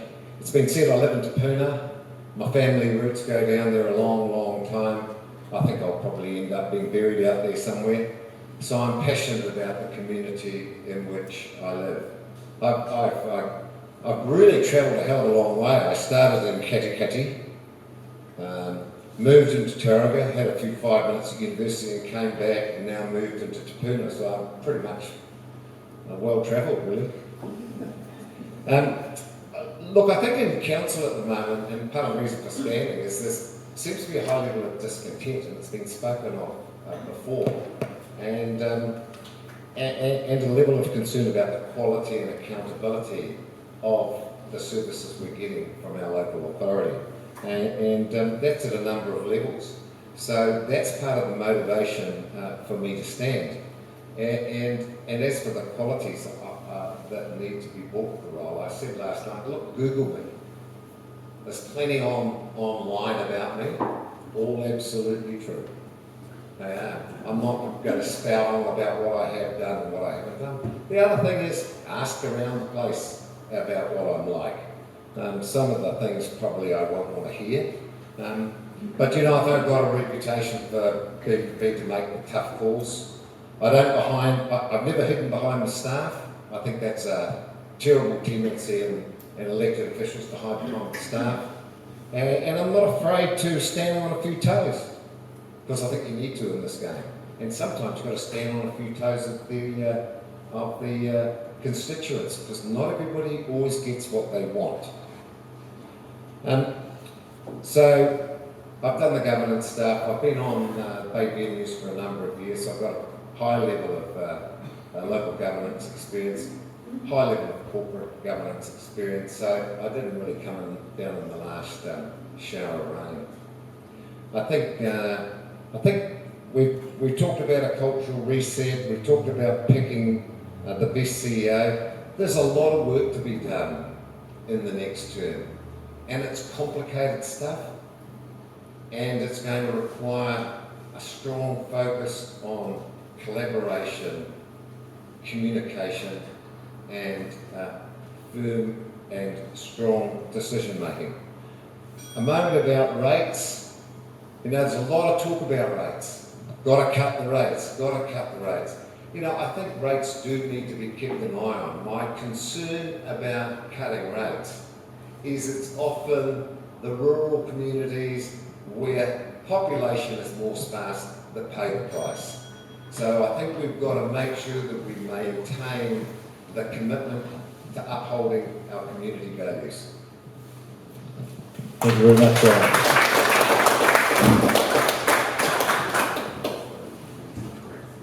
Next person up is Murray Grainger. And Murray's pitch is he's got a campaign budget of 0, no election letterbox clutter, no election roadside salons, and he doesn't waste his own money on unnecessary things, and he won't waste your money on council decisions. Thank you, Murray. Thanks, Right, the first question up. Right, start your time. How do you see the main difference between the urban and the rural sectors? The time starts now. Well, the main difference obviously is that you live in lovely fresh air and countryside, and we live in the towns and suburban areas. But one of the big problems has been that this area hasn't been adequately represented at a local level, and that's why I fought hard to get the community board expanded into this area so that you can have feedback direct into the council. Thank you very much.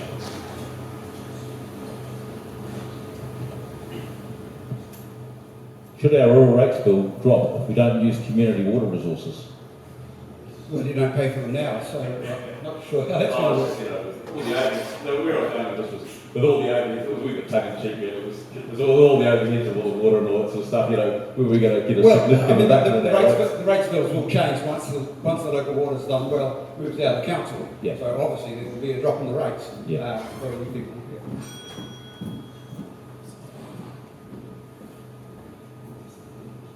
Do you support different rating structures for rural versus urban properties considering access to services?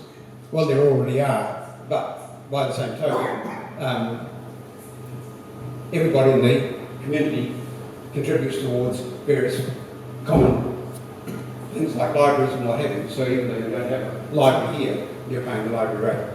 So there are some things that are paid for, environmental issues and things that everybody contributes towards, whether there's a direct tangible benefit in your own property or not. We've got a couple of tough ones in here. All right, last one. Oh, so yeah, right, we'll give one more. How will voices...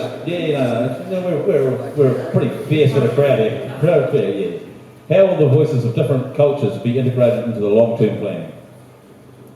Starts now. I thought it was going to be an easy one. It's by going out into the community and asking the questions. We've done some pretty clever things, I think, in council with our last time round, not so much the previous time round. We had the fun days and what have you. We got out in the community and asked people various questions and involved the whole broad spectrum of people from all walks of life, and I think they worked very well. That was the previous time, not the last one. Fair enough. All right, so now you're 3 minutes. Thanks now.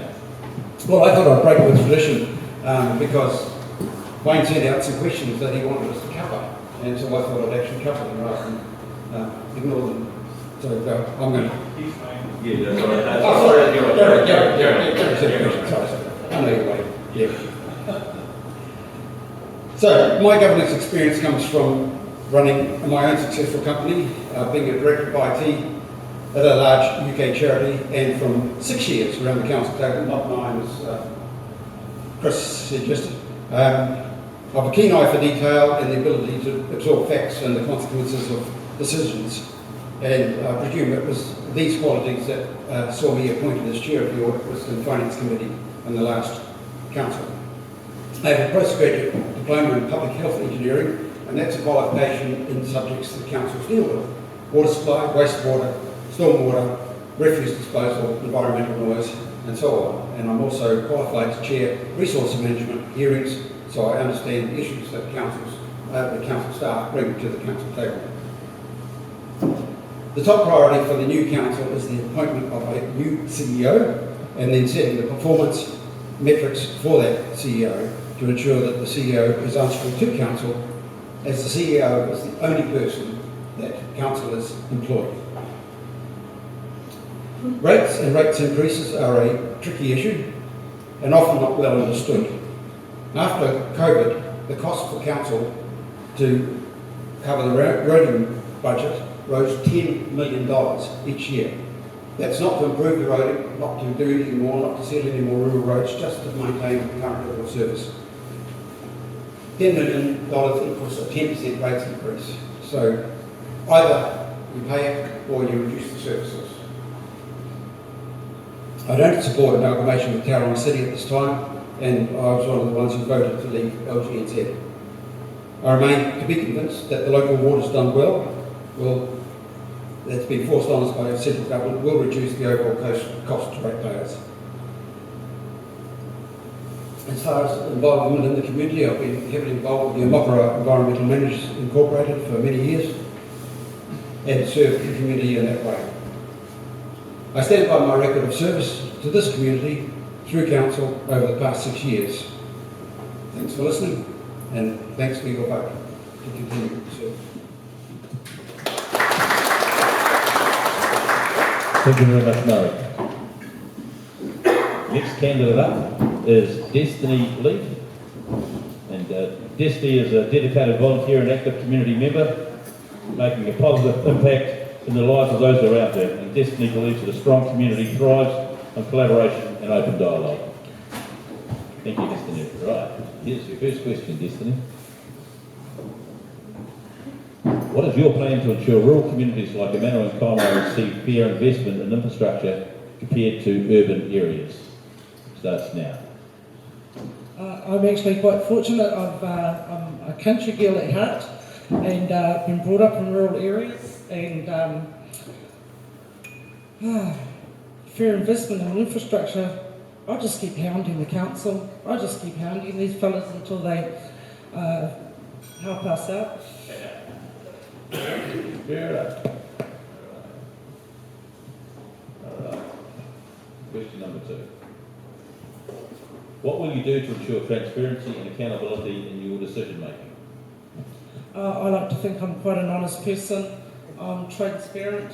I don't have anything to hide, so I'm quite happy if anybody would like to make me more accountable. I'm happy to be sorry. Yeah, that's me. That's all right. It's okay.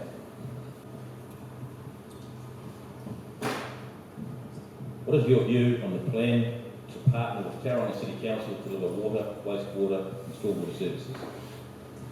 Well, we've all heard the story of Big Brother and Little Brother, and I just think it's about time the sisters got to the table. So, Tauranga City Council, they have their ups, and well, all the infrastructure runs through them, the wastewater goes out to them, so yeah, one way or another it's going to happen. Alright, so now's your chance.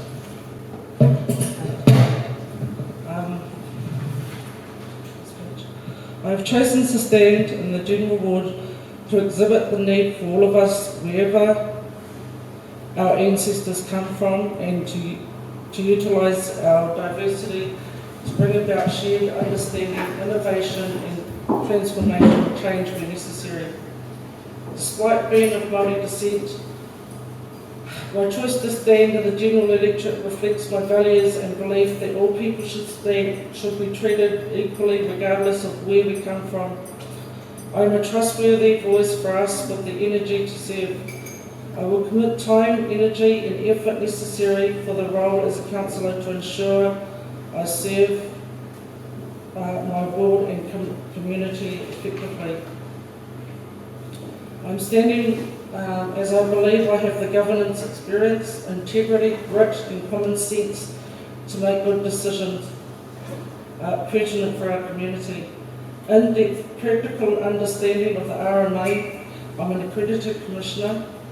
I've had the advantage, I've been the independent chair for the Tareko tomorrow. That might be a good thing or not such a good thing, as it's really close to here. So it's the development of the 4,000 houses being built down the road here. And that was in partnership with TCC, Western Bay, Regional Council and NZTA, and of course the EU partnerships. Yeah. What do you think you bring to the table? What's your biggest strength? I just want protecting our diversity, our biodiversity and waterways.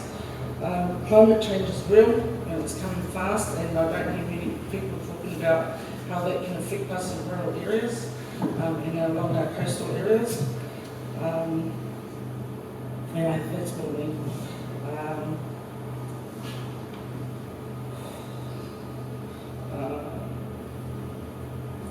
Road safety is another big issue that I'd like to be part of. Anyway, thanks for listening. My name is Destiny and I am the Destiny for the Kaimai Award. A vote for me is a vote for fresh, new, destined energy for the Western Bay community. Thank you very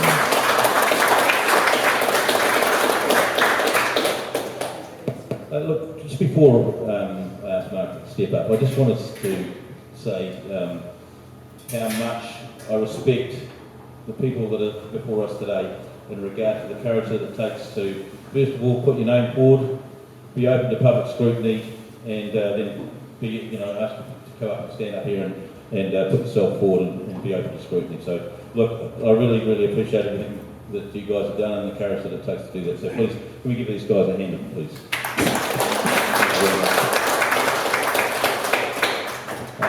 Margaret Murray-Benge. Margaret knows the roads, the people and the challenges, and has always worked hard to make sure the Kaimai's voice is heard around the council table. Right, Margaret. Hang on. How important is it for you to visit the Kaimai Manor area, and why is that important to you? Well, I lived on the banks of the Mayoralty River for just on 10 years, and I got to know this place really, really well. And I got to know the people even better. And it froze in the winter and it was paradise in the summer. And when the rain was pouring down and it was raging the river, and I would say to Dougie, if this tree goes, we're out of here. But it never did. So I know the area well, sir. Thank you very much. That fell into your hands, didn't it? Alright, number 2. How will you ensure council services are fairly distributed, even to less populated areas like Kaimai Manor? As I said before... Hang on, your timer starts now, Margaret. Right. As I said before, when I first came up here, it didn't take long to realise that the hill people were being walked over. Council wasn't remotely interested, and until Tracey came, she was the one who was actually able to relate with everybody up here. And so it's how you do the work, and no excuses. You've got to know people, you've got to know the area, and that's it. Thank you very much. Well done. Question number 3. Time starts now. So hang on. How do you see technology being used by the council to improve efficiency and reduce the rate bills? Oh, I thought John Scrimgeour gave a very good answer to this one. It's an area where we have very good staff working to make sure that actually we know what we're doing.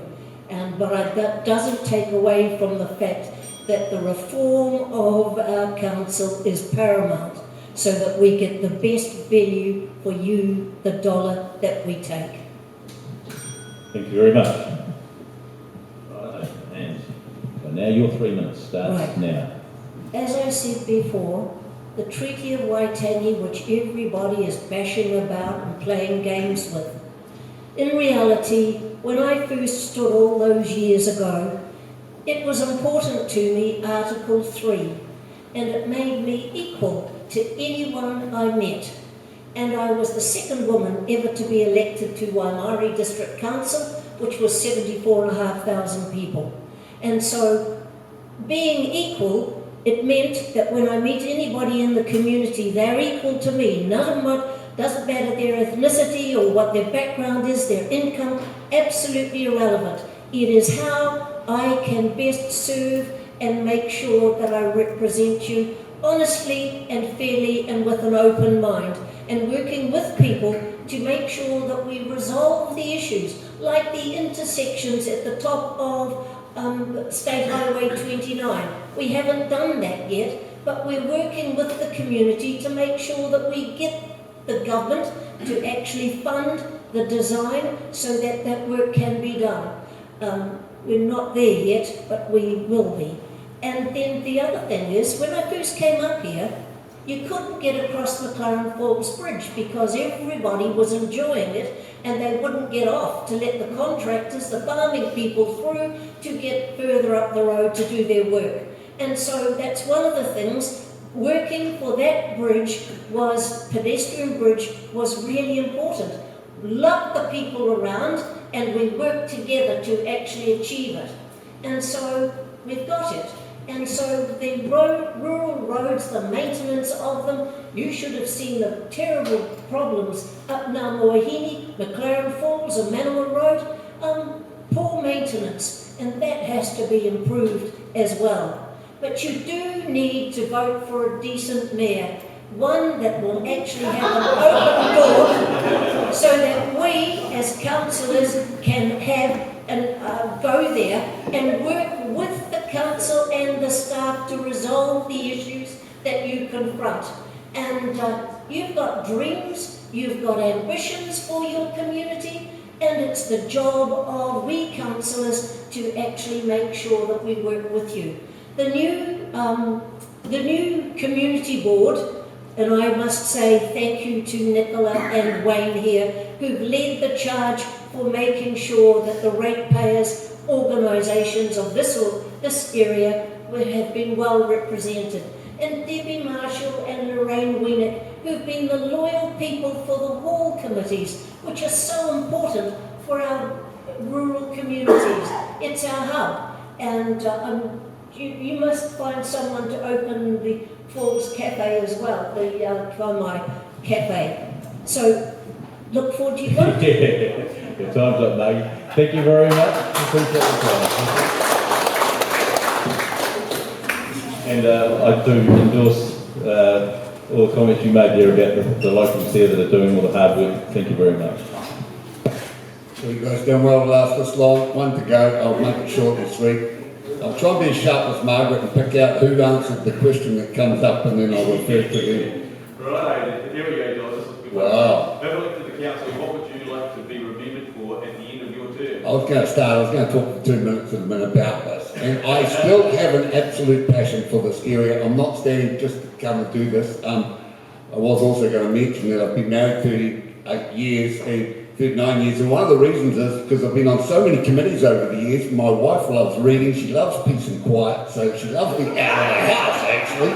So that's probably one thing that we will be remembered. Don will probably get the 50 years over this if I keep stacking on committees around the place.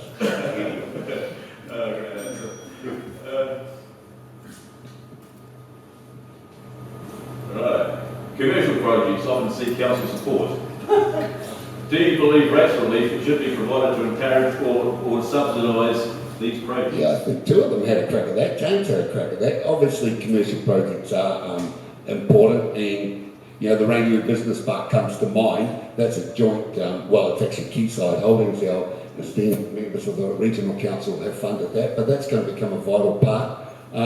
There are other areas in the district where they've looked at. Pukimapu Road was identified under smart growth as potentially industrial, like I mentioned before, Tauriko, Apit has been talked about, the land directly across the road from the Amokara turnoff.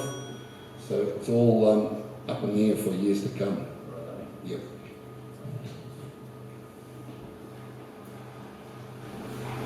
What does good leadership as a mayor look like to you, especially in a crisis or emergency?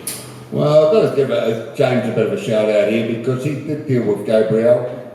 To lose our first bridge, and I was telling everyone we lived in a perfect climate and it was all good. So James really stepped up there. What happened in the Waihi Beach floods, you know, that was pretty devastating up there, and to have water up to those people's waists, if they had come at night, that would have been pretty good. So a mayor needs to be out, be visible, and take control and talk to the media and just control the situation. So now you were silent for 3 minutes. Right, I won't hold you too much longer from the cup of tea. Look, I just wanted to touch a little bit about amalgamation. Hasn't been talked about too much. I wanted to talk about the differentials that apply in Tauranga City. The rating in the city areas of New Zealand, they've got this thing called differentials where they really hammer, well they don't hammer, but they put the extra rates on the commercial and industrial because they view that they get the GST back in their GST returns, tax deductible expense. So to make it equitable, they add extra on. And the classic example is just down here, the Jibboard factory, $1.5 million to Tauranga this year currently is their rates bill. It's available online, you can jump on and have a look.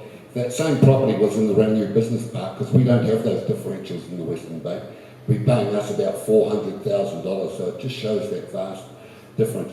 So all this is still to come as we've heard central government are looking at rationalisation, particularly pushing things more regional. But if I look at the Auckland model, I think Franklin and Rodney counties, council's got a really rough deal being pushed into the Auckland super city. Those rural roads out of Rodney, they just haven't had the attention they did. It's all about that train set in the middle of Auckland and funding that. So that's that differential between rural and urban. Last thing I'll touch on now is years ago when Ross Patterson was the mayor, I was on a committee with Margaret actually, and we worked with the Waikato Regional Council, we worked with Manuka Honey about this whole State Highway 29 and getting the funding. And to this day I regret that I didn't have a camera in those days on me to take a photo of the plans, because I've seen plans of the Kaimai, a possible solution to how, especially the other side of the Kaimai, and that's a massive arc starting from the fertiliser bin in the marae on the other side and just winding up in one big curve. I don't know, have any of you ever seen that? It's just one big curve, all the way up, a 4-lane curve. It'd be like a big racetrack like Bathurst, and it's just 3 kilometres right down. And there were 2 options, one a deep cutting through the top to the edge of the radio transmitter to take the height out of it and go through there. And the second was a short bridge, just starting past Barry Roberts' sign up there where he says join the Lions Club. A short tunnel was going to go through as one option to lower the elevation at that level and go through, and then all that fill would be used to go through. Obviously it'd be quite devastating to the Kaimai Manuka Park, and you'd never do it with a Green government and part of any coalition, but that was one solution that was put forward. Other options, you know, like a huge tunnel, or even looking at Thompson's Track. I think because the Pioderi roundabout and the Waikato Expressway coming to that point, it's going to be, the route is going to be from the port to Whangarei right through your community. And so if I get back in council, I'm going to get hold of those plans and we're going to start sharing them with the community because we need to lobby for this road. I promised to talk to 2 and I've talked to 3, so thanks everyone. See you.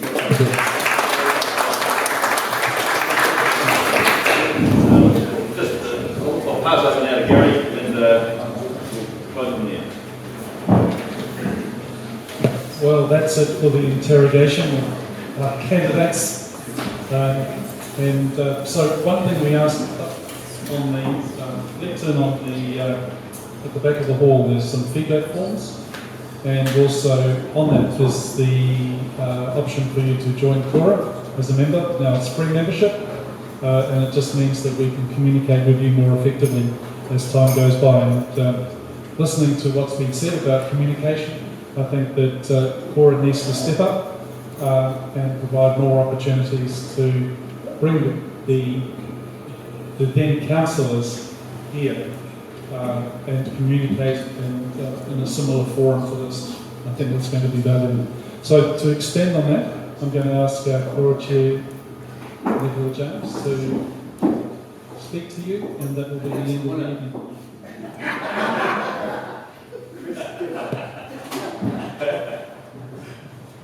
Well, good evening everyone, and thank you for all being here tonight. As chairperson of the Kaimai Rural Ratepayers Association, I want to express my deepest gratitude to our regional, mayoral and Kaimai ward candidates for attending this meeting.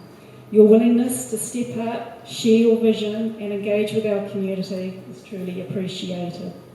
To everyone in the Kaimai community who's come out tonight, thank you for showing up, providing us with the questions to ask and making your voices heard. Your presence highlights the heart of what makes our community strong. Our association, Cora, is the vehicle we feel represents our rural community best. As with any volunteer organisation, it's the support of its members that makes it possible to create change. And as Gary has mentioned, we encourage you tonight to join us by completing the membership details on our feedback form. This will enable us to keep you informed with what we are achieving in our community and offers us the opportunity to reach out to you directly as to where we can help. Please take the time to visit our website, cora.co.nz, to learn more about what we do. I'd like to thank Gary Bennett and Wayne Lowry for the tremendous work you have put into making this event happen. And lastly, thank you Lorraine Weenink for presenting her special honey to our candidates. This evening has been about engagement, and then again, engagement is essential. It reminds our candidates that they represent us, the people who live here, work here and call this place home, not distant interests or external agendas. The role of our elected representatives is to listen to us, understand our needs and bring about real change. That's what democracy is all about. Government by the people, of the people and for the people.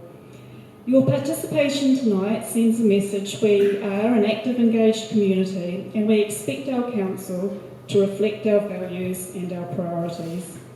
Let's keep this momentum going, stay informed, keep asking questions and hold our representatives accountable.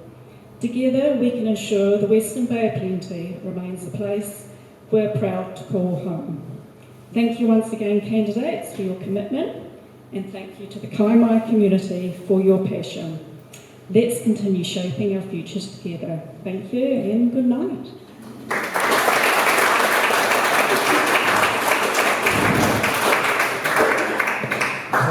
So that's it, folks. I think if you still want a cup of tea, you might be also make those lovely biscuits. Good night and try